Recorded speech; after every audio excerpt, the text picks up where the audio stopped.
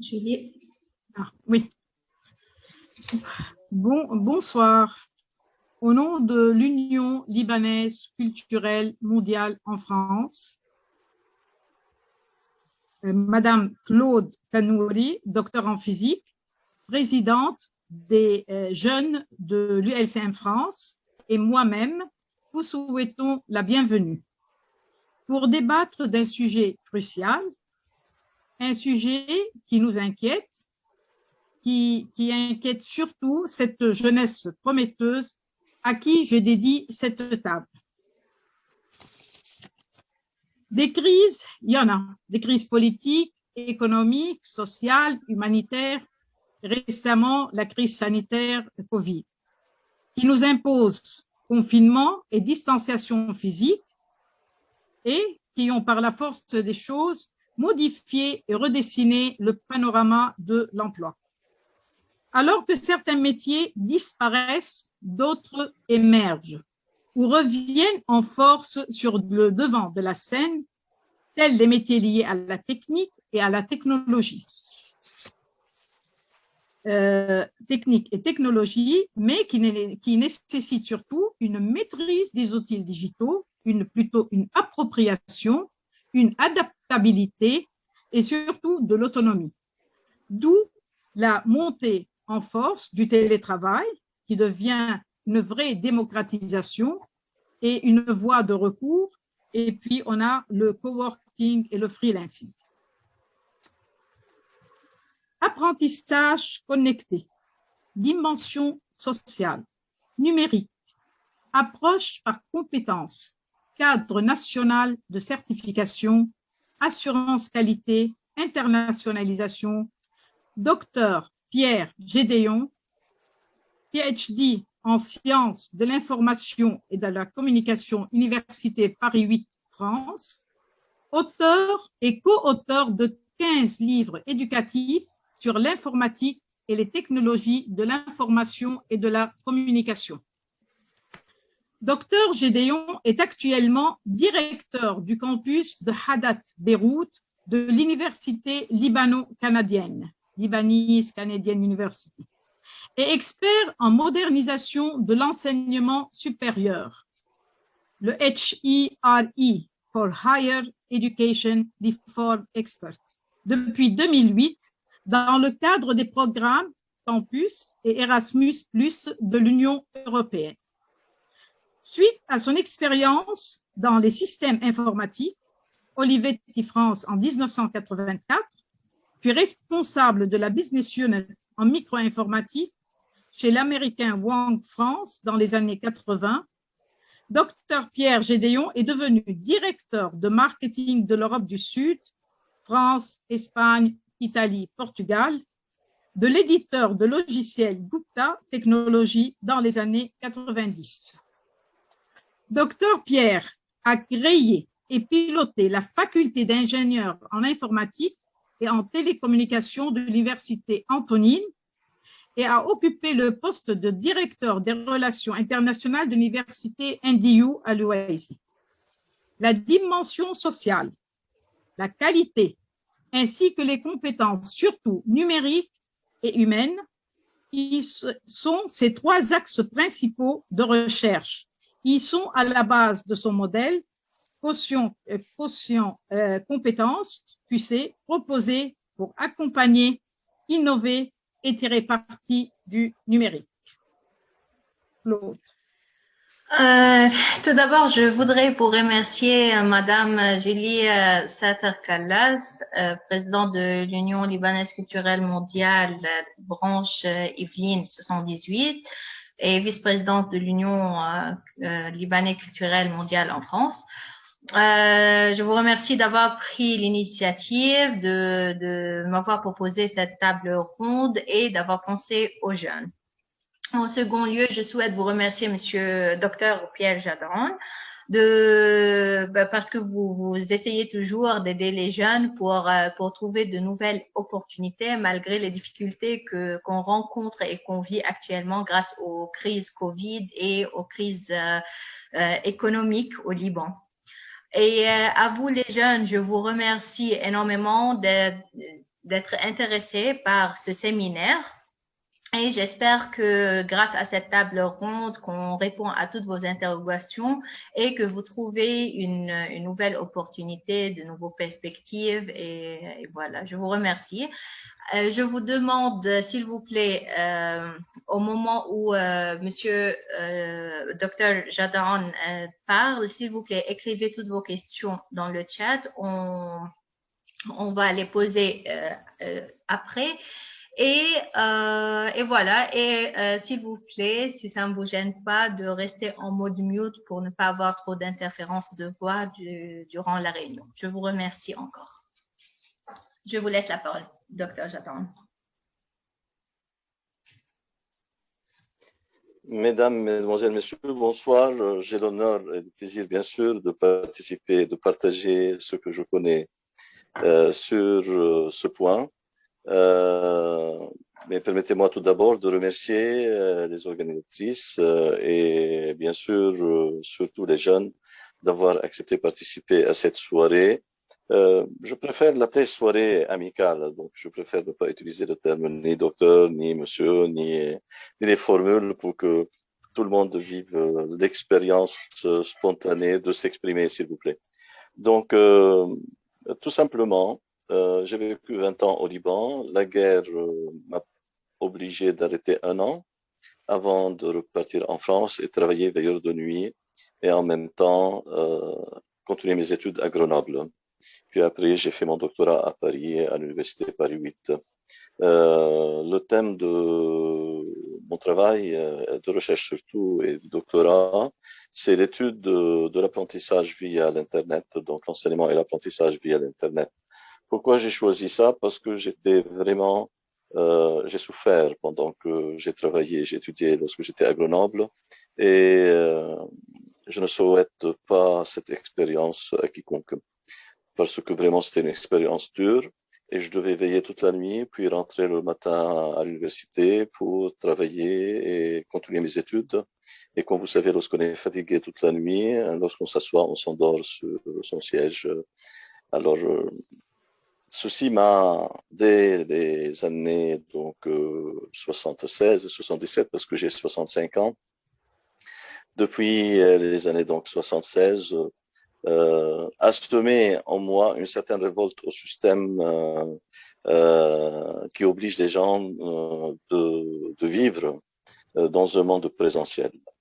Et lorsque j'étais étudiant, j'ai posé la question pour savoir qui sont les gens qui sont mes collègues à l'université, et j'ai trouvé que les enfants des agriculteurs ne représentaient pas que plus de 5%. Alors que moi, mon père est un cheminot de Rayac, je suis né à Rayac, et donc ceci m'a amené à un petit peu essayer de comprendre, de trouver, de rechercher une alternative. Et c'est cette alternative qui m'a permis réellement, depuis ma jeunesse, de me focaliser sur la recherche, sur l'enseignement flexible, parce que j'estime que l'enseignement flexible permet vraiment à toute personne qui est dans l'obligation de travailler et d'étudier de subvenir à ses besoins et d'étudier pour ne pas arrêter ses études. Parce qu'il y a pas mal d'amis de mon âge qui n'ont pas pu faire les mêmes efforts que moi et ils ont arrêté leurs études au niveau du bac. Donc ça, c'est une des conséquences qui m'a permis de travailler, de rechercher donc une alternative éducative. Ça, c'est la première observation.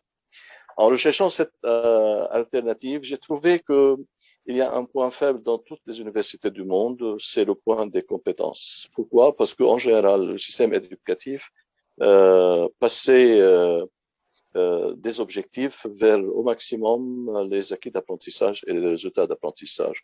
Et j'ai découvert que le marché du travail de l'autre côté voulait qu'on parle de compétences.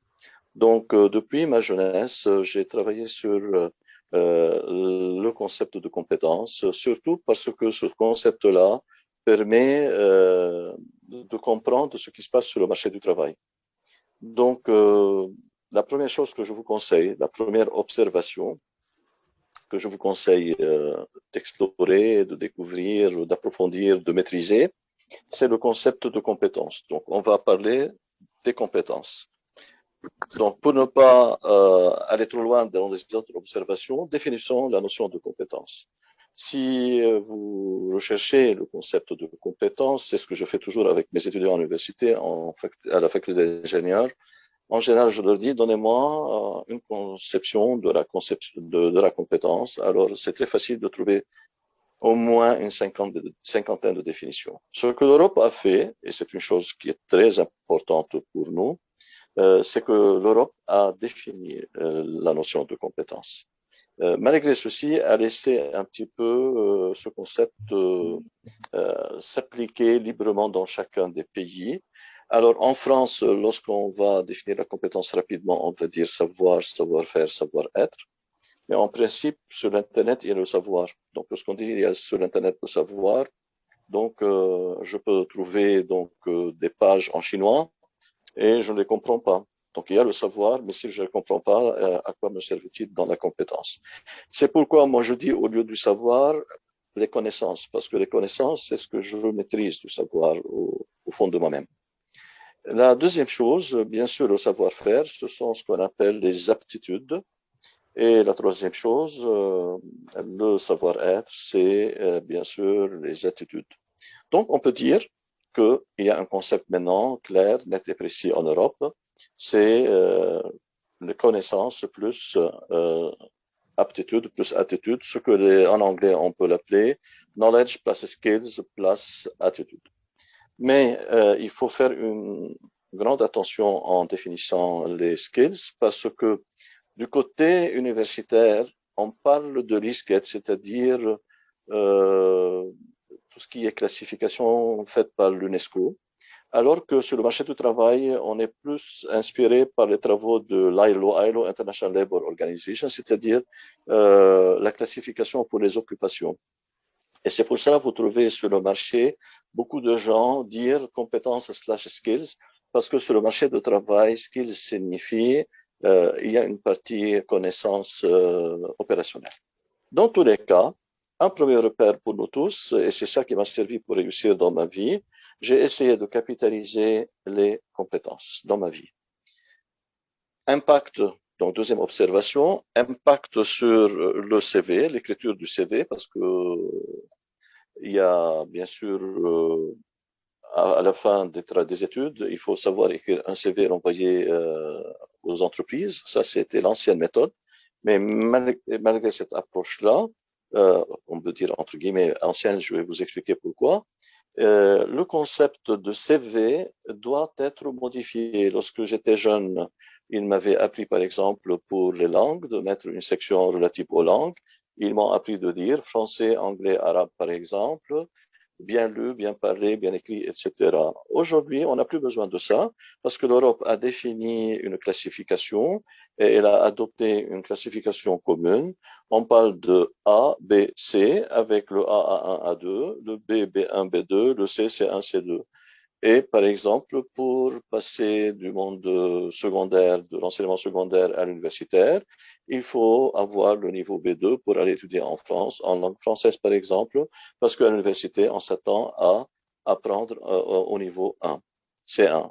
Donc, B2 pour la fin des études secondaires en langue française et C1 au niveau universitaire. Bien sûr, il y a les référentiels de compétences qui se développent de plus en plus en Europe et qui ont de plus en plus de versions. Par exemple, le référentiel de compétences en informatique, il a été à sa version 3 et maintenant on travaille sur la version 4. Ceci signifie quoi? Ceci signifie que lorsqu'on écrit un CV, il faut mettre langue, de points, français et directement indiquer le niveau. À côté du niveau, l'approche par compétence exige qu'on mette une chose très importante, c'est-à-dire la preuve. Donc, on met le niveau et on écrit la preuve. Et ainsi, on pourrait imaginer l'évolution du marché en prenant en considération une autre observation, c'est l'observation 2. L'observation 2, je parle de l'évolution du cinéma et de la vidéo. Au départ, on allait pour regarder un film, on allait vers le cinéma. Donc, c'est aller vers l'extérieur pour assister, pour regarder un film. avec l'arrivée de la télévision, le film arrivait chez nous, mais bien sûr, le réalisateur de la télé, lui, il nous dictait selon sa stratégie et la stratégie de la TV, de la chaîne, bien sûr, il nous dictait un certain nombre de films et nous, on a le choix entre différentes chaînes. Après, en troisième étape d'évolution, qu'est-ce qu'on a fait avec les films? On les trouvait sur des DVD, sur des cassettes même avant, ou sur des CD. Et la quatrième génération pour regarder un film, c'est la liberté et la flexibilité. C'est via l'Internet. Netflix est bien un bon exemple qui montre avec son évolution l'importance de la liberté humaine pour sélectionner un film. La même chose va se passer avec les CV. Si j'applique ça sur les CV, donc la deuxième observation sur les CV aussi, ceci signifie quoi? Ceci signifie que l'évolution du marché, au départ, on envoie le CV pour avoir un rendez-vous, pour obtenir un rendez-vous. C'est ça l'objectif d'un CV. Alors que maintenant, si on met les CV sur Internet avec des preuves, il y aurait des moteurs. Aujourd'hui, on connaît tous Google. Demain, il y aura des moteurs qu'on appelle Recommender System qui vont nous recommander aux entreprises. C'est-à-dire, l'entreprise va mettre une liste de compétences requises et le système Recommender va aller sur le net, regarder les CV, examiner les preuves et essayer, bien sûr, d'inviter la personne à venir. Donc, avant, on allait nous vers l'entreprise. Demain, l'entreprise va venir chez nous. Pourquoi? Elle va venir sur Internet lire notre CV. Alors, où doit être mis ce CV? Ce CV doit être mis dans des systèmes serveurs de e-portfolio. Les e-portfolios électroniques, parmi les plus connus, il y a un japonais et un néo-zélandais. Le néo-zélandais s'appelle Mahara. Mahara en maori, la langue de New-Zélande, la Nouvelle-Zélande. C'est no, to know. Mahara signifie to know.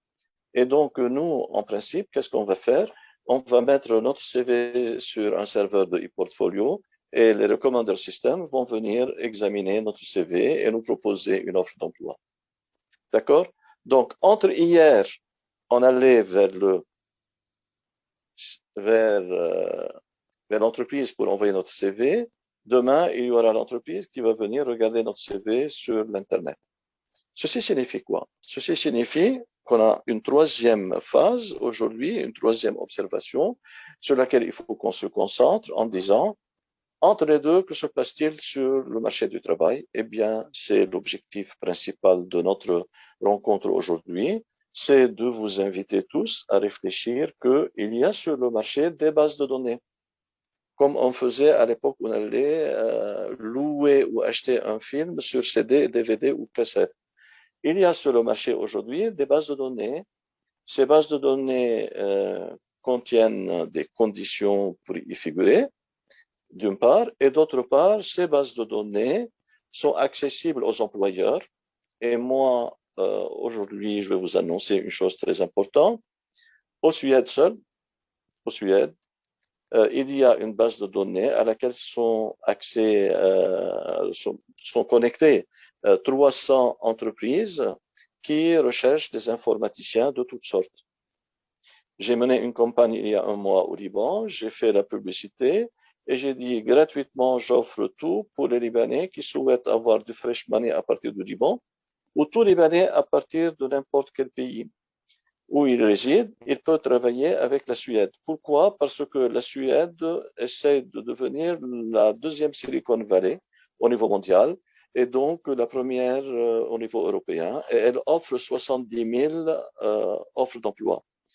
Au Liban, il y a un problème de shabih haktir. Pour que les gens prennent ça au sérieux, je n'ai pas mis 70 000, j'ai mis 20 000. Et donc, j'ai fait une annonce qu'il y a une opportunité pour trouver 20 000 emplois. Ceci signifie quoi? Ceci signifie que j'ai négocié avec les Suédois une chose très importante, 0 francs, 0 euros, 0 dollars, 0 livres libanaises pour tout livre libanais pour figurer dans cette base de données. Donc, vous êtes toutes et tous invités à penser positivement, à aller se connecter à cette base de données et en vous connectant à cette base de données, vous, bien sûr, créez un profil, vous passez des tests, je vais vous expliquer comment, et puis vous allez figurer dans cette base. Et une fois que vous figurez dans cette base, mon rôle termine et vous allez négocier directement avec l'entreprise qui va vous recruter. Elle peut vous recruter pour aller en Suède, ou bien vous pouvez être recruté pour travailler à distance, à partir du Liban, à partir de la France ou à partir de n'importe quel pays. Donc, la base de données est ouverte à tout Libanais et à toute personne du monde. Mais moi, j'offre gratuitement tout ce processus pour aller être donc identifié et reconnu dans cette base. Je vais vous donner quelques chiffres parce que c'est très important pour vous. J'ai fait une annonce dans la presse libanaise. Alors, comme c'est un sujet très intéressant, il a été relayé vraiment gratuitement dans toute la presse et je remercie tous les médias qui ont publié ça. J'ai normalement sur les gens que j'ai reçu leur CV, parce que j'ai demandé pour que les gens soient sérieux, j'ai demandé qu'ils m'envoient leur CV et puis moi je leur envoie en retour l'adresse web de l'entreprise suédoise. Et donc, si c'est passé, j'ai envoyé sur les gens donc, qui m'ont envoyé leur CV. J'ai sélectionné seulement ceux qui. J'ai demandé de travailler sur l'informatique. J'ai informé les gens que ce sont des offres d'emploi pour informaticiens ou spécialistes en télécom, mais tous les métiers en informatique et télécom. Ce qui s'est passé, j'ai éliminé 2% seulement. J'ai éliminé 2% des mails reçus, des CV reçus, parce que j'ai obtenu des mails qui souhaitent travailler en mécanique, en boucherie, en pâtisserie, de toutes sortes de genres, alors que l'objectif était en arabe clair, net et précis dans toute la presse, et c'était marqué pour informaticien. Ceci montre très bien qu'il y a pas mal de gens avides d'avoir un job à l'étranger pour gagner leur vie, et qu'il y a une crise, mais c'est la seule chose que je me suis permis d'enlever. La deuxième chose, j'ai découvert qu'il y a au moins 80% des gens qui m'ont envoyé leur CV ne savent pas écrire leur CV. Donc, ceci signifie que les gens ont un problème pour l'écriture de leur CV, dans l'écriture de leur CV. Je parle du CV traditionnel, je ne parle pas encore du CV basé sur les compétences. Je parle du CV normal, régulier, qu'on apprend dans toutes les universités. Et suite à ça, j'ai envoyé à ces personnes l'adresse suédoise et seulement 40%, seulement 40% ont osé aller sur le site suédois. Pourquoi? Donc, j'ai envoyé des mails personnellement, un par un, j'ai remercié les gens et j'ai envoyé l'adresse du site web suédois. Et seulement 40% des gens ont ont osé entrer sur le site. Ceci montre quoi? Ceci montre donc il y a des gens qui ont un problème d'écrire leur CV. Il faut faire attention à ça. Et peut-être votre association va vous faire des sessions de formation sur comment écrire un CV. La deuxième partie, il y a un problème en anglais. Parce que lorsque les gens sont entrés sur le site était en anglais, peut-être ils ont eu peur. Les Suédois m'ont envoyé après toutes les semaines un compte rendu en me disant les pourcentages et les nombres de personnes. 26% de ces 40%, 26% de ces 40%. La voix. C'est bon maintenant, parce que Oui. j'ai eu entre autres un appel WhatsApp et Oui. donc je me suis permis de continuer. Et donc 26% seulement ont commencé le test. Vous voyez, 40% ont osé entrer sur le site, 26% ont osé faire le test. 70% de ces 26% ont terminé le test. Et 44% ont réussi le test. Ceci signifie quoi? Ceci signifie qu'il y a au Liban des compétences, il y a des gens très compétents, il y a des talents, et au niveau international, ils réussissent. Plus que ça, parmi les gens qui ont réussi, les Suédois m'ont dit, il y a 5 Libanais qui ont obtenu un score supérieur à 80%. Ceci signifie quoi? Qu'ils sont excellents et qu'ils vont trouver sûrement du travail et ils ont trouvé du travail. Donc, ceci signifie quoi? Ceci signifie qu'il y a une nouvelle façon aujourd'hui pour comprendre les métiers et pour comprendre comment écrire un CV. et pour comment répondre aux exigences du marché du travail actuel. Donc, aujourd'hui, de plus en plus, on va continuer à faire. Les Suédois sont en train d'investir au Liban pour développer donc les informaticiens d'une façon encore plus compétitive, et parce qu'ils ont trouvé qu'il y a au Liban un foyer de compétents, et ceci explique pourquoi on est tous ensemble ce soir, parce que moi j'aimerais bien étendre cette action non seulement au sein du Liban, mais à tous les Libanais au niveau du monde, pour pouvoir bénéficier et tirer bénéfice donc de ces besoins qui existent aujourd'hui sur le marché du travail, dont seulement la Suède toute seule a besoin de 70 000 informaticiens. 70. Docteur Pierre, juste une question. Vous, c'est-à-dire, vous préférez que les gens vous envoient à vous personnellement le mail, mais est-ce que vous corrigez, est-ce que vous aidez à le corriger avant que vous l'adressiez en Suède? Julie, pour vous répondre, je vais répondre en deux parties. La première partie, j'étais contacté par des chasseurs de tête et des entreprises libanaises qui placent des gens. J'ai répondu directement à ces entreprises. Je ne peux pas jouer votre jeu parce que pour moi, le futur correspond à ce que je suis en train de faire moi et non pas par rapport à ce que vous faites vous. Parce que le Liban, par rapport aux Suédois, représente un pays où s'il y a des talents, ils sont moins chers qu'ils sont en Europe. Et donc, les Libanais vont gagner et l'entreprise va gagner. C'est pour cela, moi, je n'interviens pas dans le processus de négociation entre le Libanais et l'entreprise qui va l'embaucher, alors que ces entreprises-là au Liban voulaient bien sûr avoir un pourcentage. Moi, je refuse, je fais ça au niveau social et je refuse donc de jouer le jeu, ancien jeu. Je crois beaucoup au nouveau jeu. Le nouveau jeu, c'est pouvoir permettre de mettre les Libanais dans des bases de données internationales et qu'ils travaillent à partir de leur domicile, entre autres.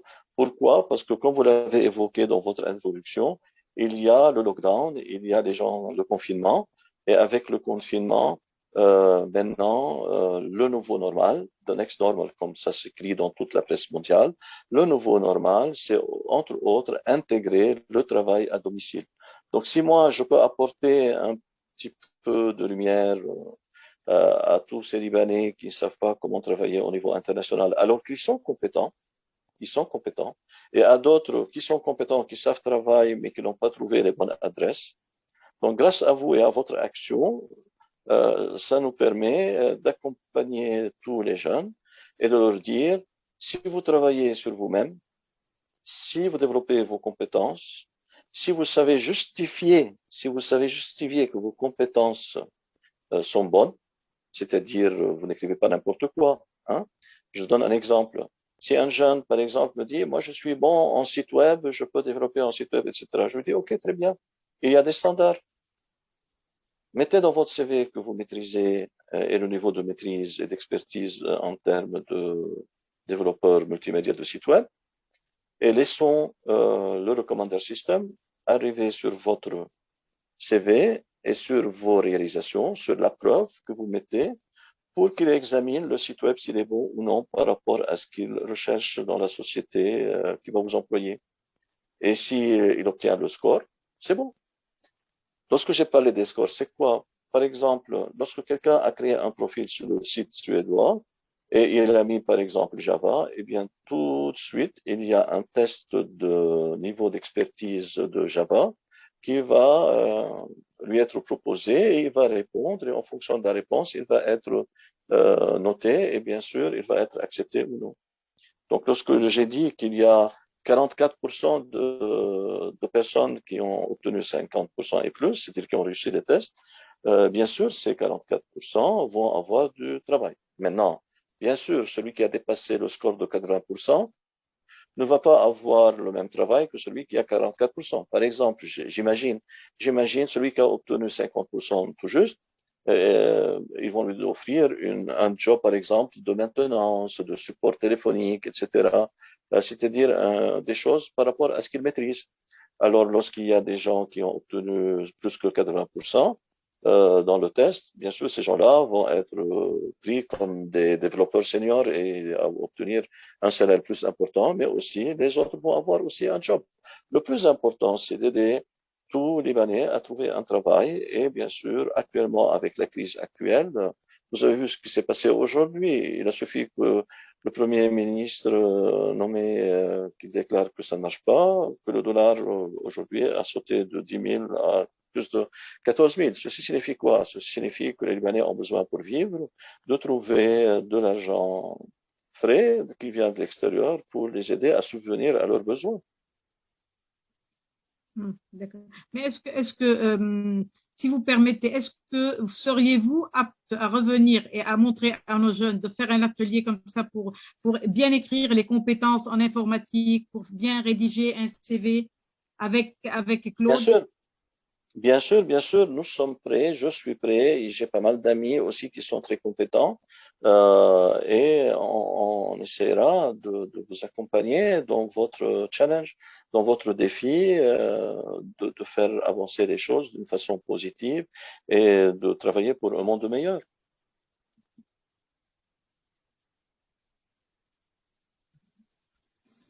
Merci. Donc, Claude, tu sais maintenant que tu peux compter sur Dr. Pierre pour animer des ateliers et surtout aider nos jeunes voilà, à proposer du travail. Merci, Dr. Chatan, pour votre À proposition votre et votre service, à votre service. générosité. Non, c'est normal, c'est normal. On dit au Liban, Zara'u fa'akalna nazra yakulu. Donc, moi, j'ai été aidé par des gens qui m'ont bien accompagné pour réussir dans la vie professionnelle. Et Dieu merci, j'ai bien réussi. En France, j'ai, j'ai évolué à Paris de consultant junior pour devenir après directeur de marketing Europe, France, Italie, Espagne, Portugal. Donc, je n'ai pas fait ça seulement parce que j'ai fait des efforts et investi des efforts personnels, mais parce que aussi j'étais guidé par des gens qui ont voulu m'accompagner pour réussir dans la vie. Ils ont vu que ma persévérance et j'ai réussi, Dieu merci. Pourquoi à mon tour je ne peux pas aider les gens? Si, je dois les aider. Merci beaucoup. Est-ce que vous souhaitez qu'on passe aux questions ou vous souhaitez continuer les explications sur la démarche concernant les offres d'emploi du Suède? Réellement, j'ai hésité entre préparer un PowerPoint habituel et le présenter ou bien travailler ensemble comme ça en soirée amicale avec vos invités. Et je me suis dit, non, ça ne sert à rien d'avoir PowerPoint. Je ne suis pas ici à l'université. Je suis ici en soirée avec une union qui essaye d'avancer avec les personnes avec qui elle travaille. Et donc, je suis à votre disposition pour essayer, si je peux le répondre à vos questions. D'accord. Merci beaucoup. Je commence par quelques questions sur votre démarche. En fait, juste une question par rapport au CV et aux offres d'ingénieurs informaticiens. Donc, pour les personnes qui ont suivi des formations de quelques mois, par exemple, là, il y a pas mal d'établissements qui offrent des formations de quelques mois, pas d'un an et de 2 ans. Comment ça se prend en considération dans la procédure dont vous avez parlé? Il y a deux choses très importantes. La première chose, lorsque j'ai parlé ce soir, je n'ai pas parlé seulement aux ingénieurs. J'ai parlé à tout informaticien et informaticienne qui maîtrise les technologies de l'information et bien sûr de communication, même les sciences de l'information et de la communication. Donc, les offres d'emploi sont pour toute personne qui travaille dans le domaine de l'informatique, dans le domaine du numérique. D'accord?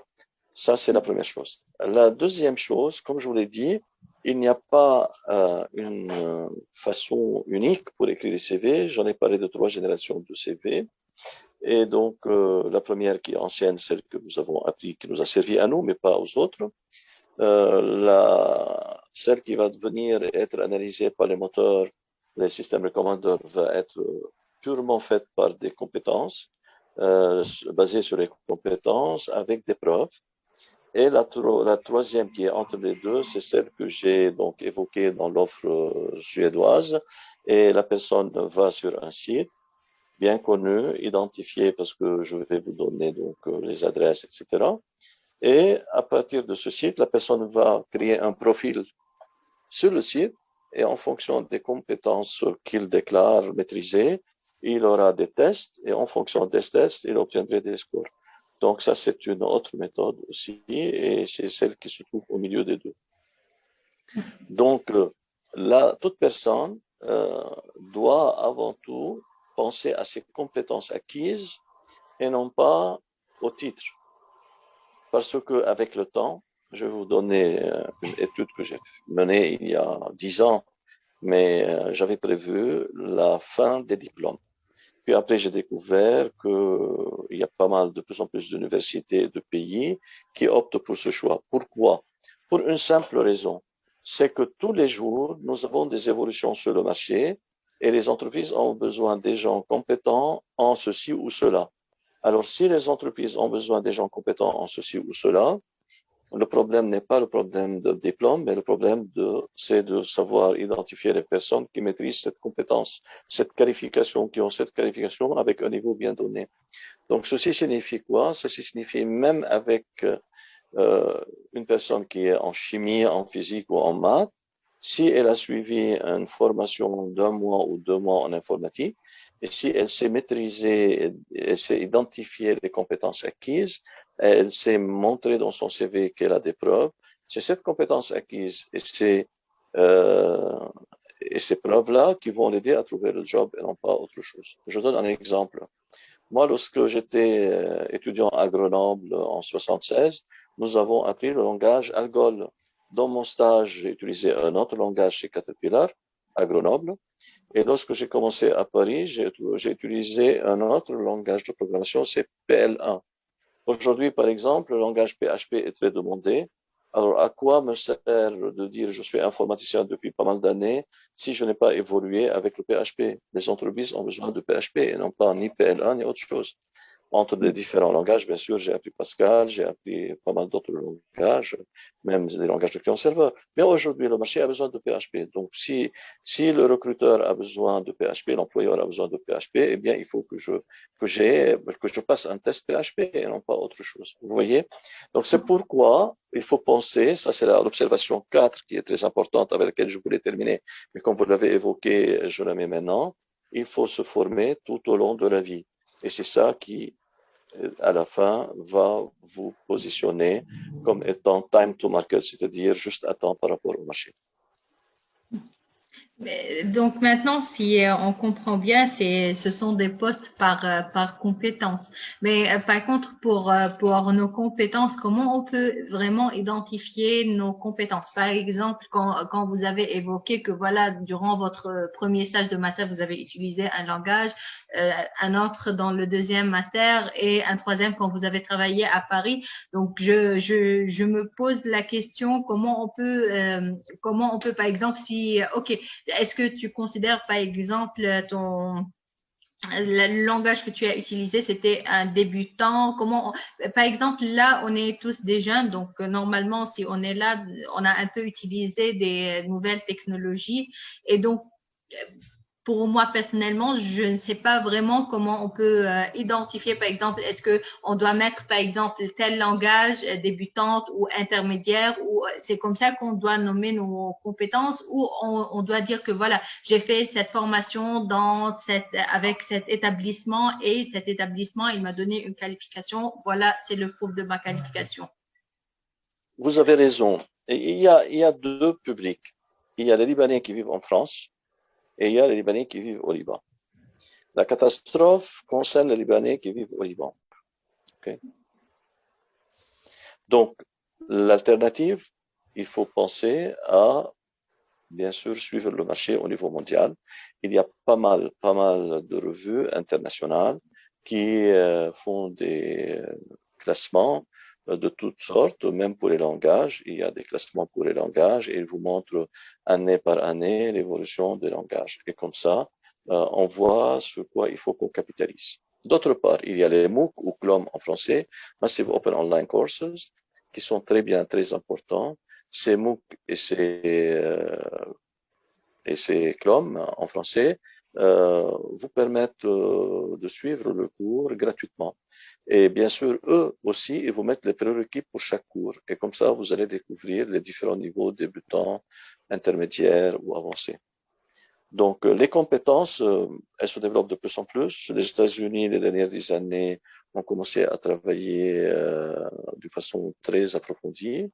La France, je connais des amis français qui, eux, sont allés aux États-Unis pour les former aux États-Unis sur les compétences. Donc, et bien sûr, la Belgique et la France sont très avancés sur ce domaine-là de recherche. Ok. J'ai d'autres questions, par exemple, en étant ayant une vue générale sur le marché international. Vous pensez d'ici jusqu'à 5 ans, c'est quoi les postes les plus importants que demande le domaine de l'informatique? Par exemple, est-ce qu'ils ont besoin vraiment des data engineers, des data scientists, data analysts, des développeurs web? C'est quoi les postes les plus intéressants que voilà, dans le futur, on a vraiment le plus besoin? On a le plus besoin. Moi, je suis, même à mon âge, je considère que je n'ai pas 65 ans, mais j'ai 25 ans, plus 40 ans d'expérience, parce que je suis très motivé à évoluer, à apprendre tous les trimestres. J'apprends un nouveau MOOC par-ci, par-là. Pour apprendre des mobiles, j'ai trouvé un MOOC intéressant en Inde. Je me suis inscrit à l'université indienne et j'ai suivi le MOOC. Tous les 3 mois, je suis un MOOC. Je vais vous donner un exemple. Si vous pouvez partager l'écran chez vous avec tout le monde, parce que c'est vous qui êtes le host, allez sur Google, s'il vous plaît, et écrivez la chose suivante. J'invite les jeunes à la suivre tous les ans aussi, parce que moi, c'est une source d'information très importante qui vient de mon expérience professionnelle en France. Est-ce que vous pouvez partager l'écran avec Google, s'il vous plaît? Oui. Écrivez, s'il vous plaît, Gartner, G-A-R-T-N-E-R. Gartner. G-A-R-D-E-N. G-A-R-T-N-E-R. Gartner. T-N-E-R. Désolée, je ne m'entends pas. Aucun problème, aucun problème. J'ai découvert ça durant le marché du travail, moi, sur le marché du travail. Plus, Hype Cycle, Hype, H-Y-P-E. Hype, H-Y-P-E, espace, cycle. Donc, Gartner a défini des hype cycles, je vais vous expliquer ça. Plus technologie, plus 2020. C'est-à-dire, je suis en train à Google, cherchez-moi, c'est-à-dire filtrer. Donc, Gartner, une étude chez Gartner qui s'appelle Hype Cycle, technologie 2020. Et allez sur image, s'il vous plaît, et cliquez n'importe quelle image qui montre le hype cycle de Gartner pour les technologies 2020. Je vais vous l'expliquer en quelques secondes. C'est comme ça que je suis le marché et j'essaie de travailler sur les 10 ans à venir. Qu'est-ce que tu vois, Claude? Est-ce que tu peux partager? Oui, je partage déjà. Vous ne voyez pas mon écran? Non. Ah non, moi je ne vois pas. Ah, désolé, j'ai déjà partagé, j'ai croyé que vous voyez mon écran. Ok. Ok. Vous voyez mon écran là? Attends, non, pas encore. Attends. Elle arrive, l'image, parce qu'il y a quelque chose qui se passe. Voilà. A commencé le partage d'écran. Oui. Donc, pour les chers internautes qui participent à la soirée, le hype cycle représente un petit peu l'évolution sous la forme d'une vague. Sous la forme d'une vague que vous allez voir. Et cette vague est divisée sur des marchés technologiques. D'ici 2 ans, descendez s'il vous plaît sur le hype cycle. Descendez. C'est ça. Et vous pouvez agrandir s'il vous plaît l'écran. Vous pouvez agrandir l'écran s'il vous plaît. Encore, s'il vous plaît. Merci. Bon, laissez tel quel et on va la voir après. On va voir la vague. Non. Laissez tel quel était, s'il vous plaît. Descendez, s'il vous plaît. Descendez encore. Oh, merci. Donc, vous voyez, source, c'est Gartner. La société Gartner août 2020. Tous les ans, Gartner publie une étude qu'ils vendent à au moins $3 000. Mais il publie une image de synthèse pour expliquer l'évolution. Vous voyez, il y a des ronds. Les ronds signifient, si les blancs, signifie que d'ici 2 ans. Si les bleus clairs, signifie de 2 à 5 ans. Donc, bleu foncé, je vais dire, 5 à 10. c'est de 5 à 10. Et puis après, obsolète, et puis plus de 10. Triangle. Maintenant, si vous descendez, oui, le triangle. Si vous descendez maintenant pour qu'on voit la vague, s'il vous plaît. Descendez, s'il vous plaît. Non, non, non, non, non. Remontez. Juste dans le sens inverse. On va voir la vague. Encore, encore, encore. Merci. C'est bon. Donc, il y a, lorsque le produit est bien, est-ce que vous pouvez cliquer sur Got It, s'il vous plaît? Il y a en bleu Got It. Oui. Merci. Donc, vous voyez, il y a une chose très importante. Il y a le démarrage de la publicité des médias et tout le monde va parler d'une façon ou d'une autre pour un petit peu préparer les gens sur les produits. Et donc, ça, c'est le début. Puis après, à un moment donné, la vague commence un petit peu à prendre une autre pente et bien sûr, certaines choses se stabilisent. Et lorsqu'on arrive en bas, sur le plateau, eh bien, on voit que ce sont des choses qui vont arriver rapidement. Pour ceux qui connaissent le cycle de vie, c'est à partir d'ici que le cycle de vie commence au niveau recherche et développement. Et puis après, on développe, on teste, on produit et on fait le lancement marketing. Donc, vous pouvez lire, Claude, ou vous pouvez agrandir pour que tout le monde lise les choses. Par exemple, d'ici 5 ans, il y aura pas mal de choses en intelligence artificielle. AI signifie Artificial Intelligence. Vous pouvez les lire si vous voulez, en haut. Encore? En haut, oui. Oui. Alors, lisez, s'il vous plaît, ou bien agrandissez. Non, non, non. J'arrive pas à voir où vous voulez que je lise exactement. Ici, à gauche, tout ce qui est AI. Tout ce qui est AI. Explainable AI, carbon-based transistors, Oui. bring your own identity, ontology and graphs. C'est tout. Donc, ceci signifie quoi? Ceci signifie que Pierre Gédéon, s'il veut suivre le marché et être toujours à jour, qu'est-ce qu'il fait? Il commence à s'investir sur les choses qui vont y arriver d'ici 2 ans. Donc, je commence à me documenter, à lire, à me préparer tous les jours, à travailler sur moi-même pour acquérir des compétences sur ces nouveaux trucs. C'est pourquoi j'ai toujours trouvé du travail pour une simple raison, c'est que j'ai toujours donc travaillé sur les choses qui vont arriver d'ici 2 ans. Donc, à chaque fois, j'ai une avance de 2 ans. Et puis, je suis chaque marché. Il y a des thèmes que je ne connaissais pas. En découvrant le Hype Cycle, je me dis, il faut faire de la recherche dessus pour que je comprenne de quoi s'agit-il. Et en fonction de différentes lectures, donc je me positionne sur un marché ou un autre. Vous voyez? Par exemple, lorsque j'étais en France, en tant qu'informaticien, j'ai travaillé beaucoup sur les systèmes experts. Donc, l'intelligence artificielle a commencé dans les années 50, le terme, le concept, 56, quelque chose comme ça. Et 30 ans après, on a eu l'arrivée sur le marché mondial des systèmes experts. Le marché de l'intelligence artificielle a évolué. Les systèmes experts ont eu à leur côté ce que vous voyez ici, ML. Il y a des endroits où vous voyez marqué ML, n'est-ce pas? Adaptive ML, Adaptive Machine Learning. C'est-à-dire machine learning.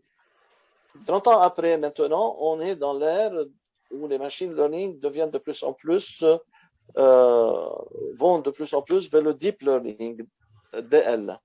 Ceci signifie quoi? Ceci signifie que l'intelligence artificielle était un axe et restera un axe. Maintenant, de plus en plus, cet axe devient de plus en plus stratégique et important. Et d'ici 5 ans, nous allons tous avoir une chose très importante.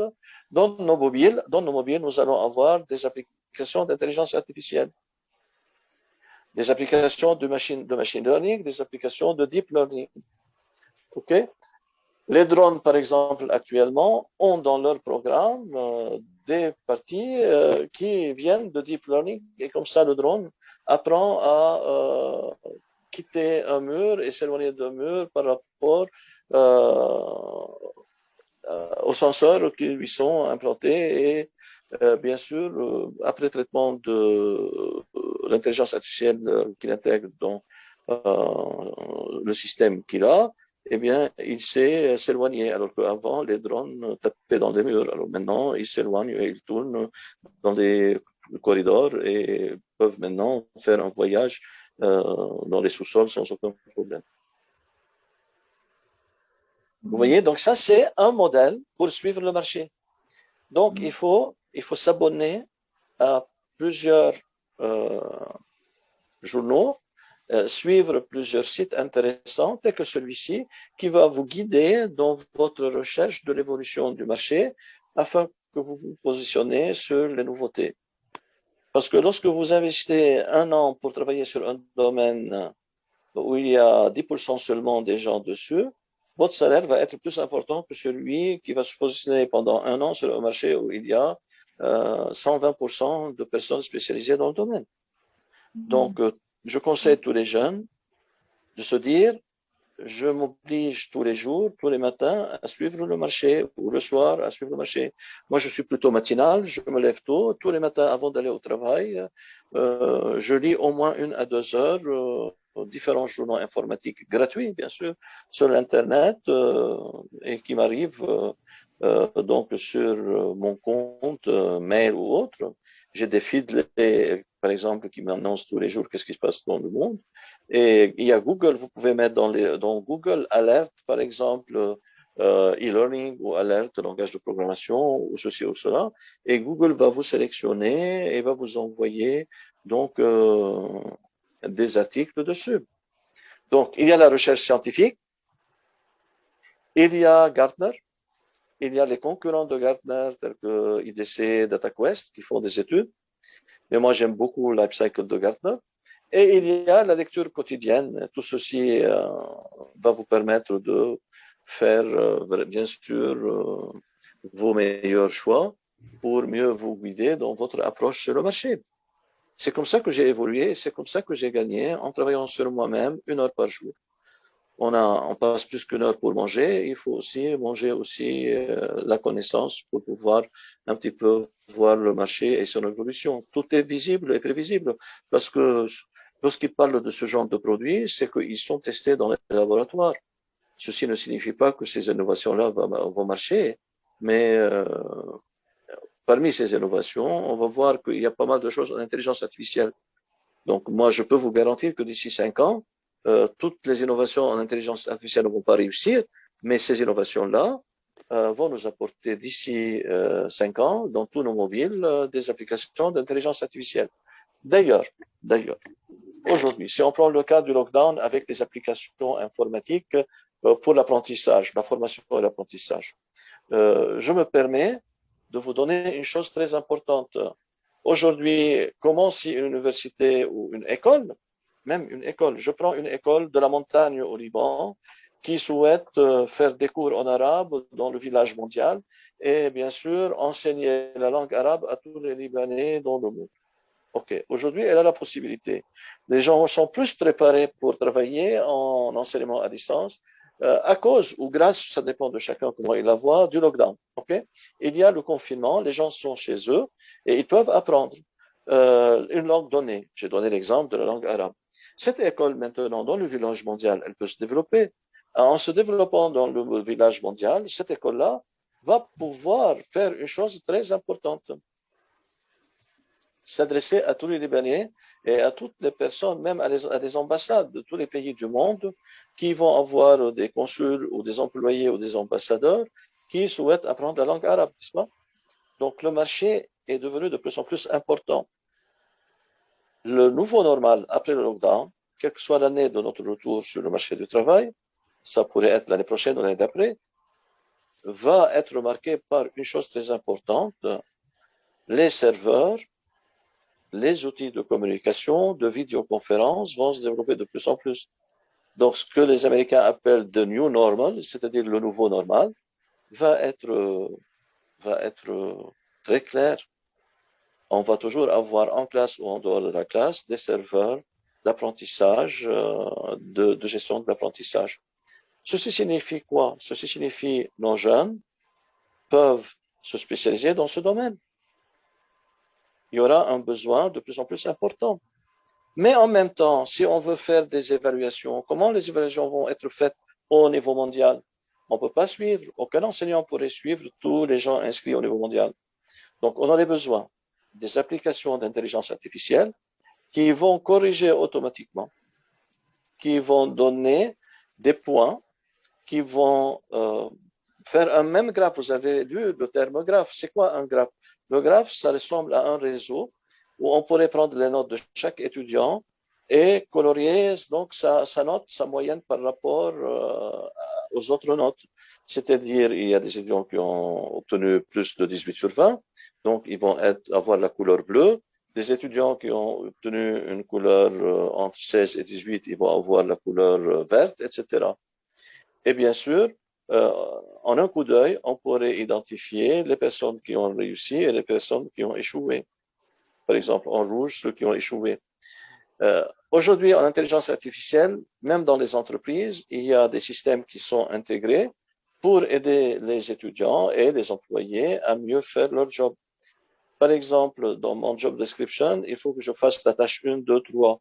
Si je fais bien la tâche 1 et la tâche 2, mais pas la tâche 3, le système d'intelligence artificielle intégré dans mon bureau de travail va m'annoncer que je dois poursuivre mes efforts pour m'améliorer dans telle ou telle matière pour pouvoir acquérir des compétences relatives nécessaires pour réussir mon job. Demain, on va assister à ça. Demain, on va assister à des systèmes qui vont nous conseiller de se former dans tel ou tel cours au niveau mondial pour pouvoir bien faire notre job. Et donc, ça signifie quoi? Ça signifie que l'intelligence artificielle va être presque partout. C'est pourquoi les Canadiens, en avril 2019, ont créé leur référentiel de compétences. Et dans le référentiel de compétences, ils ont dit tout Canadien doit apprendre l'intelligence artificielle parce que ça va nous aider au niveau politique, au niveau social, au niveau études et au niveau industriel, bien sûr. Donc, c'est comme ça qu'on suit le marché, mais c'est un travail permanent sur soi-même tous les jours. C'est comme un athlète. L'athlète fait du sport tous les jours pour conserver une certaine performance. Et nous, pour le marché du travail, il faut qu'on travaille sur nous-mêmes aussi, au moins 1 heure par jour pour pouvoir suivre le marché et essayer d'en tirer les conséquences pour bien réussir notre vie professionnelle. Merci. Il y a une question que a posée Karine Nohra. Qu'en pensez-vous des soft skills, l'adaptabilité, l'organisation, la rigueur, le leadership, l'intelligence émotionnelle, la motivation, la bienveillance, la gestion du stress, le travail en équipe, la créativité? Excellent, excellent, excellent. Tout ceci, je le suis aussi. Et je travaille sur moi-même à ce niveau-là. Vous pouvez, s'il vous plaît, aller sur Google maintenant et partager une chose très importante. Oui. C'est mieux comme ça, on répond en direct sur des réflexions qui pourraient servir tout le monde. D'accord. Vous voyez mon écran? Ça arrive, c'est bon. Alors, sur Google, tapez s'il vous plaît top, T-O-P, top skills. On va commencer par 2020. 2020 plus. D'accord. C'est bon, c'est pas grave. En bas, vous les avez en bas. Vous les avez en bas, j'allais dire. World Economic Forum. OK, WEF, mais vous les avez en bas. Cliquez dessus, s'il vous plaît. Ça?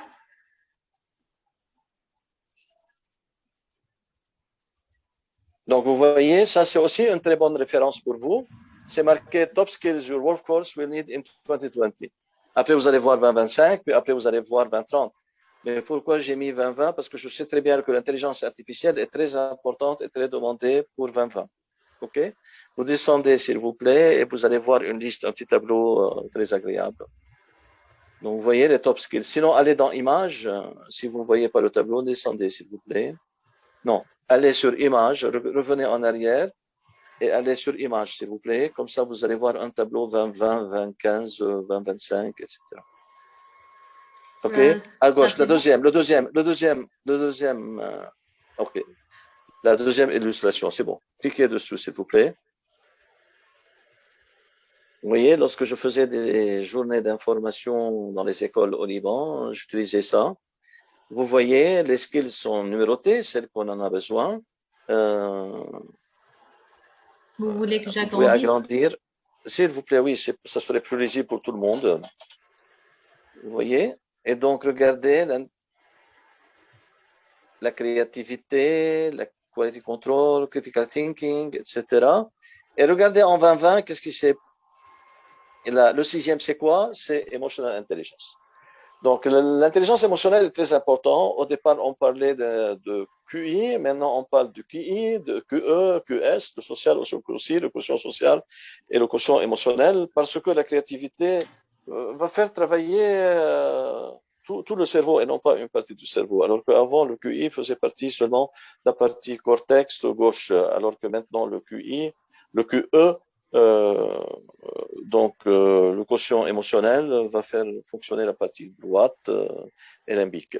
Donc ça, c'est très important aussi à suivre. Donc je vous conseille, moi, tous les ans, je travaille sur les top skills. Si vous pouvez aller sur Google à nouveau et faire 2025, vous allez avoir la liste, donc ce que notre collègue a posé comme question et la réponse se trouve au niveau World Economic Forum, c'est-à-dire le forum des grandes entreprises industrielles au niveau mondial. Et ça, c'est une très belle référence pour que vous puissiez suivre aussi le marché. Vous voyez, je fais plusieurs recoupements qui vont m'aider à comprendre comment je dois évoluer. Et donc ça, c'est une référence que je vous partage avec vous aussi pour que vous la suivez de façon périodique. Je dois mettre quoi dans le titre?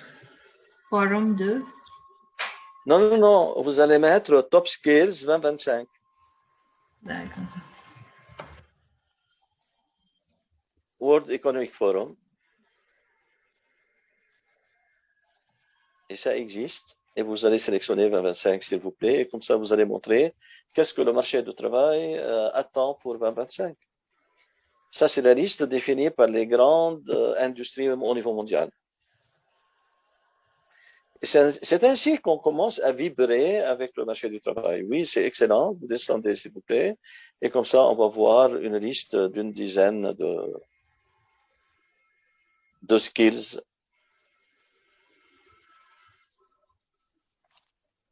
Vous allez avoir la liste. Vous voyez la liste, voici la liste 2025. Ça, c'est la liste. OK, donc oui, c'est très important. On parle compétences, pratiques, on commence marché du travail. Et donc, pour bien se préparer au marché du travail, il y a des références mondiales aujourd'hui grâce à l'Internet qui peuvent arriver chez nous à domicile et on les suit tous les jours. C'est bon? C'est bon. Karine, c'est bon pour toi? Oui, oui, merci beaucoup. Mais j'ai encore une petite question, si vous le permettez. Bien Par rapport sûr. à Amazon, Amazon, il sélectionne les CV par un algorithme. Alors, qu'est-ce que vous en pensez? Est-ce qu'on peut contourner cet algorithme? Parce que moi, je sais que ma fille est en informatique, elle est ingénieure informatique, elle fait des études en ce moment à Grenoble, justement. Et donc, du coup, elle m'a dit qu'on pouvait contourner un algorithme si on est pro. Est-ce que c'est vrai? C'est vrai, tout ce que fait un humain pourrait être positif ou négatif et pourrait être contourné aussi. Ok. Ça, nous sommes des humains et on travaille toutes les semaines sur de nouveaux algorithmes, mais Amazon et tout le monde vont à l'intégration des algorithmes d'intelligence artificielle et d'autres techniques donc, dans leur approche. Ils sélectionnent, il y a plusieurs façons pour sélectionner, il y a plusieurs façons. Par exemple, travailler sur le cerveau total, whole brain, creativity. Ça, c'est une façon. Si notre collègue Claude pourrait aussi faire ça, on pourrait travailler dessus et vous montrer qu'il y a plusieurs approches. L'armée américaine utilise par exemple le whole brain avec 256 questions et en fonction de ces questions, le questionnaire donc guide sur les compétences de la personne. Donc, c'est comme ça qu'il faut commencer à travailler. Maintenant, nous sommes dans un nouveau monde basé sur l'approche par compétences. Les compétences sont partout et il faut qu'on investisse sur l'acquisition des compétences. La compétence, il y a des compétences horizontales, comme les langues, parce qu'il faut savoir parler et communiquer entre les gens, comme savoir compter, parce qu'une fois qu'on va dans un pays et une fois qu'on sait parler, il faut savoir compter l'argent, par exemple. Donc, mais maintenant, on parle de STEM parce qu'ils ont intégré sciences, technologies, engineering et mathématiques. Ils ont mis de côté la compétence numérique. Il y a l'entrepreneuriat. Tout un chacun de nous doit s'investir sur la compétence entrepreneuriale parce qu'elle est très importante.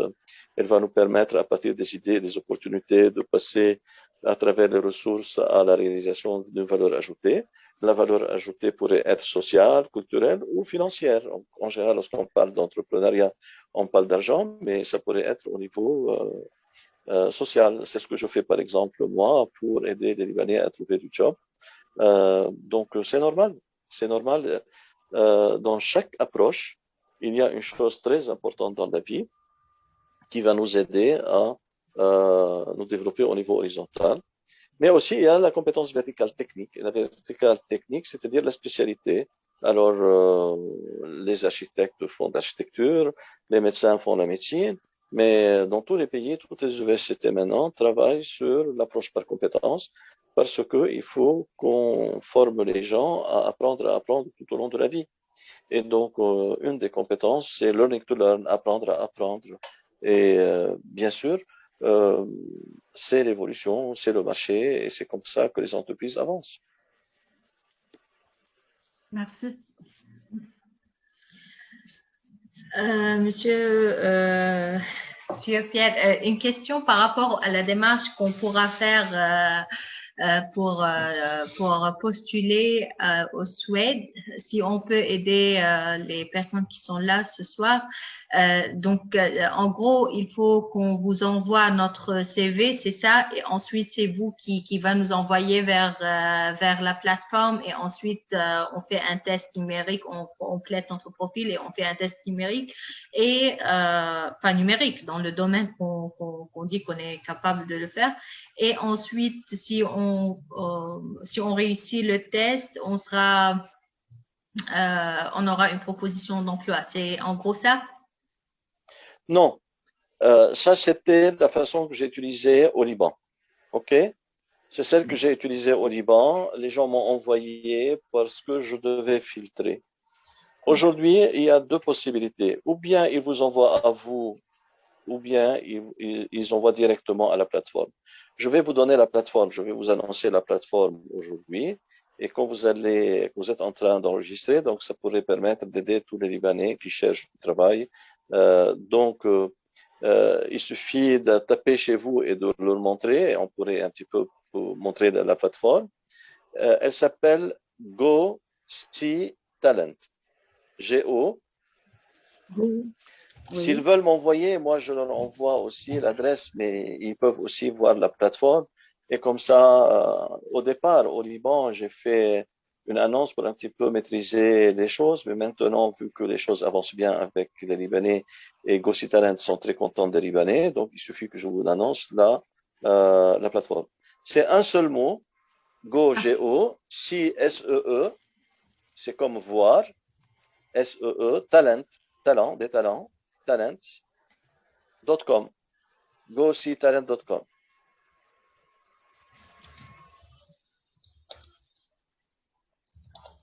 Mais je pense que là, il va me mettre juste une minute. Je vais voir absolument.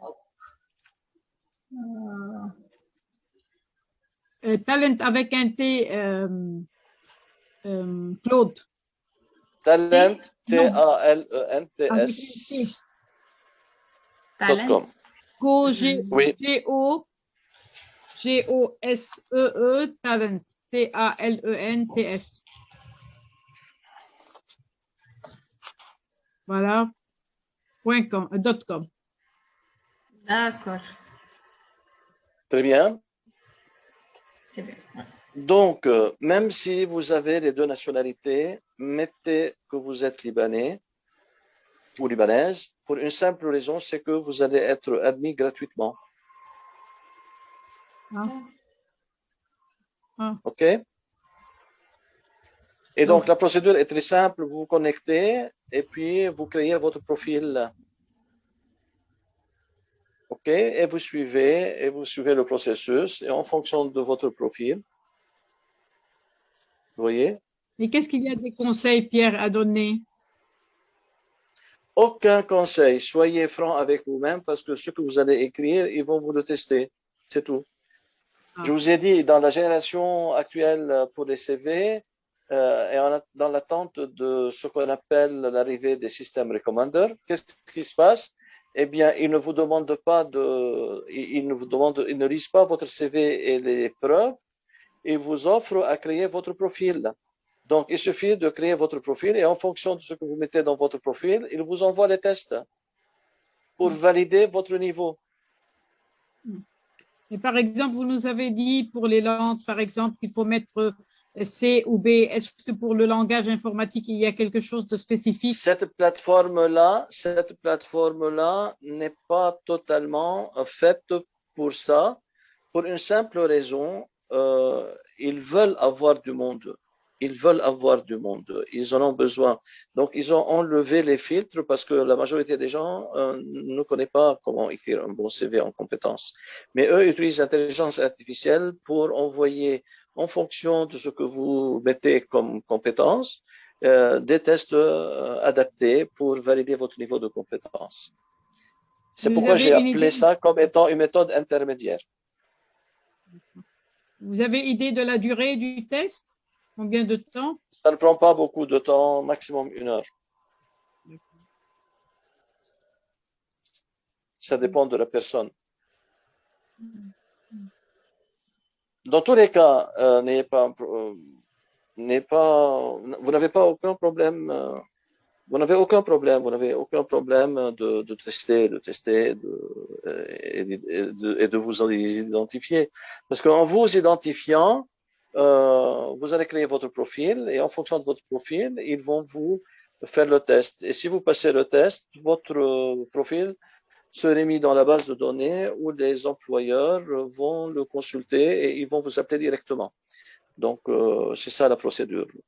Et docteur Pierre, si on échoue, est-ce qu'on a le droit de tenter une deuxième chance?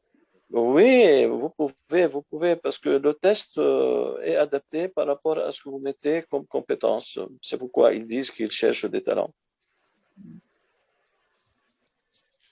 Par rapport à ma première question, par exemple, concernant comment on peut s'identifier, est-ce que nous sommes débutants ou pas débutants Non, c'est en fonction de ce que vous écrivez. Je vous ai donné, par rapport à notre rencontre ce soir, l'évolution de l'écriture du CV et l'écriture idéale. Mais j'ai dit, entre les deux, il y a actuellement 7 plateformes. Il y a pas mal de plateformes qui la ressemblent aujourd'hui au niveau mondial. Il y a 7 plateformes qui minimisent les entrées pour qu'elles puissent faire les tests. Et en fonction des tests, c'est elles qui déduisent après en utilisant l'intelligence artificielle. Vous voyez? C'est la plateforme qui identifie. C'est-à-dire, elle ouvre au maximum aux gens pour qu'ils puissent avoir le maximum de profils. Et puis, en fonction des tests, les résultats sont indexés et bien sûr sont diffusés aux employeurs partenaires. Parce qu'en entrant à la plateforme, ils vous demandent si vous êtes employeur ou si vous êtes un talent. Et les postes sont uniquement vis-à-vis à cette plateforme, sont uniquement au Suède ou en Europe en général? Non. J'ai des Libanais qui ont trouvé un travail en Angleterre grâce à cette plateforme. Mais la majorité des employeurs se trouvent au Suède. D'accord.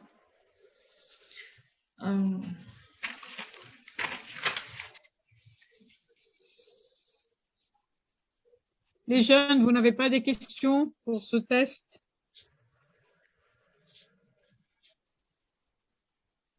Cette table vous est vraiment dédiée.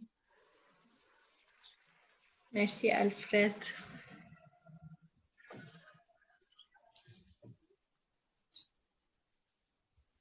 À votre service, ça me fait un grand plaisir si vous trouvez un job à partir de votre domicile et vous travaillez au niveau mondial. Ça, c'est l'évolution de demain. Bonsoir. Bonsoir. Bonsoir à tous. Docteur Pierre, je suis un informaticien qui a 11 ans d'expérience dans la technologie informatique avec 2 spécialités. Le MEC est la AS400. C'est une solution de IBM. Je connais bien, oui. Je suis en train d'essayer de s'intégrer d'entrer dans le marché du technologie en France. Mais j'ai jamais eu une réponse des entreprises françaises. Je suis en train d'utiliser beaucoup de sites moteurs, mais aucune chance en France. Mon CV est toujours en anglais, comme les sites moteurs sont en anglais. Qu'est-ce que vous recommandez? La deuxième question, s'il vous plaît. Est-ce que je dois suivre le marché et commencer comme un débutant de nouveau ou je dois continuer à rechercher? Non.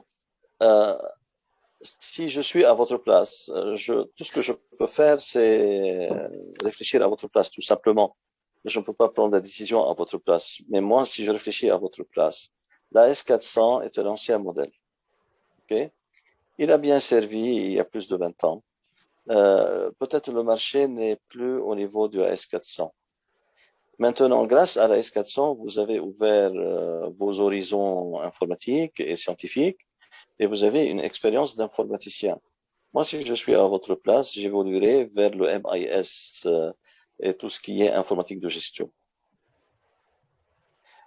Ça, c'est un domaine. Un autre domaine, il y a des nouveaux marchés tels que je viens de les décrire. Il y a le marché qui aura de plus en plus de demandes, c'est le deep learning. Donc, je vous conseille de travailler beaucoup sur l'intelligence artificielle parce que vous avez beaucoup plus d'atouts que d'autres personnes pour mieux évoluer rapidement dans ce nouveau marché. C'est ce que j'ai dit. Moi, tous les jours, toutes les semaines, j'essaye à mon niveau de voir comment me préparer pour demain. Parce que nous sommes sur un marché qui évolue vite, très vite. Et donc, c'est un marché qui requiert beaucoup plus de préparation que d'autres. Bon, je me suis spécialisé dans tout ce qui est au niveau enseignement à distance, mais dans l'enseignement à distance, on est à la 6e génération. Je ne peux pas dire qu'en enseignement à distance, je dois rester à la première génération, ni à la 2e, ni à la 3e. Aujourd'hui, nous sommes à la 6e génération. Lorsque j'ai fait une étude sur le marché libanais pour l'UNESCO au Liban, j'ai trouvé que 65% des écoles n'étaient pas encore formées à l'informatique comme il le faut. Donc ces gens-là, avec le lockdown, le confinement actuel, n'ont pas pu suivre l'évolution et n'ont pas pu former à distance. Vous voyez, vous pouvez vous adapter plus rapidement que les autres sur ça et donc gagner. Il faut considérer que votre savoir et votre savoir-faire informatique est permanent, mais l'outil change. OK? Donc moi, si je suis à votre place, je ne pense pas outils. Je dis que je maîtrise ces outils. S'il y a une entreprise qui en a besoin, elle en a besoin, mais moi, il faut que je travaille sur moi-même tous les jours et montrer aux entreprises que je travaille sur moi-même. C'est pourquoi j'ai parlé, par exemple, au niveau d'un exemple du langage de programmation, que j'ai évolué avec les différents langages de programmation. J'étais parmi les premiers à travailler sur le client-serveur en France. J'étais parmi les premiers à apporter Java au Liban la 2e année de son lancement aux États-Unis avec Escape à l'époque. J'étais parmi les premiers à travailler sur PHP au Liban, etc. Pourquoi? Parce que j'ai dit, si on investit 1 an à faire une chose, il faut choisir un marché où il y a presque personne, parce que comme ça, il y a une règle du marketing qui dit, s'ils en ont besoin de vous, regardez les cellulaires. On ressemble dans notre cycle de vie à celui d'un cellulaire, d'un mobile, d'un téléphone mobile. Lorsque le cellulaire sort sur le marché, tout le monde l'attend, ils en ont besoin, il y a peu de gens qui peuvent l'acquérir, donc parce qu'il y a peu de produits qui existent sur le marché, son prix est trop cher. Par contre, lorsqu'il y en a beaucoup de produits sur le marché, il y a beaucoup donc, de produits, le prix baisse. Donc c'est le problème de l'offre et de la demande. Vous devez être, je dis toujours moi à moi-même, vous devez être toujours comme un citron, plein de jus. À chaque fois qu'ils vont essayer d'avoir du jus, il faut donner du jus et le jus doit être toujours frais, donc avec la fraîcheur. C'est comme ça, David. Et donc, c'est pourquoi je parle beaucoup d'entrepreneuriat, parce que les entrepreneurs travaillent toujours sur de nouvelles idées et de nouvelles opportunités. Ils étudient les marchés, ils suivent les marchés et ils conservent une position sur le marché. C'est mon conseil à vous. Si je suis à votre place, je penserai comme ça. Merci, docteur. Avec plaisir. Il y avait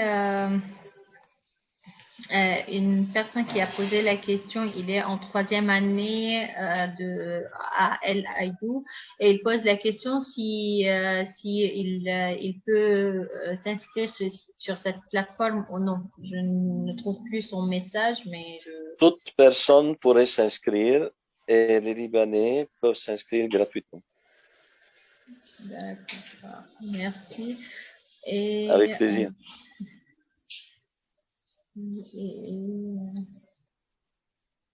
Et oui, pour ça ne cesse. Claude, qui pose leurs questions directes s'il y en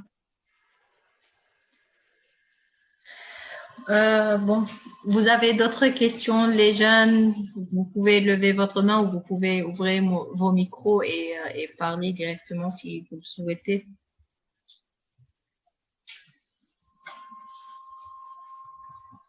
Vous avez tout capté. Moi, ce n'est pas du tout mon domaine, mais j'ai appris beaucoup de choses.